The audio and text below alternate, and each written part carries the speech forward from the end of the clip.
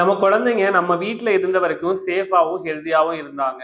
Once ப்ரீகேஜியோ எல்கேஜியோ school லைஃபுக்குள்ள enter ஆகும்போது நம்ம குழந்தைங்களுக்கு 15 நாளைக்கு ஒரு தடவை சளி, இருமல், காய்ச்சல் இந்த மாதிரி கம்ப்ளைண்ட்ஸ் எல்லாம் வருதுன்னு நீங்க நினைக்கிறீங்களா? அது ஏன் வருது?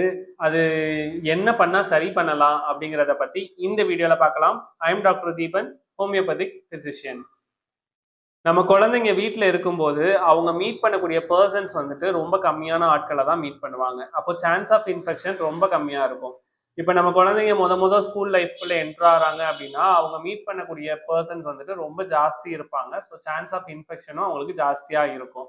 மற்ற குழந்தைங்கள்லாம் ஹெல்த்தியாக இருக்காங்களே, நம்ம குழந்தை மட்டும்தான் 15 நாளைக்கு ஒரு தடவை இருமல், சளி, காய்ச்சல் அந்த மாதிரி கம்ப்ளைண்ட்ஸோட வராங்க அப்படின்னு நீங்கள் யோசிச்சீங்க அப்படின்னா அது வந்து வர இன்ஃபெக்ஷனுக்கு நம்ம பாடியோட இம்யூன் ரெஸ்பான்ஸ் எந்த அளவுக்கு இருக்கு, நோய் எதிர்ப்பு சக்தி எந்த அளவுக்கு இருக்குதோ அந்த அளவு பொறுத்து தான் வந்துட்டு அந்த இன்ஃபெக்ஷன் ரேட் இருக்கும்.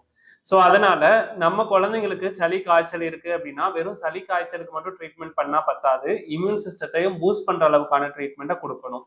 ஹோமியோபதியில இம்யூன் சிஸ்டத்தை பூஸ்ட் பண்ணி இம்யூன் சிஸ்டமே தனக்கு வரக்கூடிய இன்ஃபெக்ஷன்ல இருந்து தன்னை ப்ரொடெக்ட் பண்ணிக்கிற மாதிரியான மெடிசின்ஸ் தான் நம்ம கொடுப்போம். 2 மாசத்துக்கு ஒரு தடவை சளி காய்ச்சல் வருது அப்படின்னா அது குவைட் நார்மல் தான்.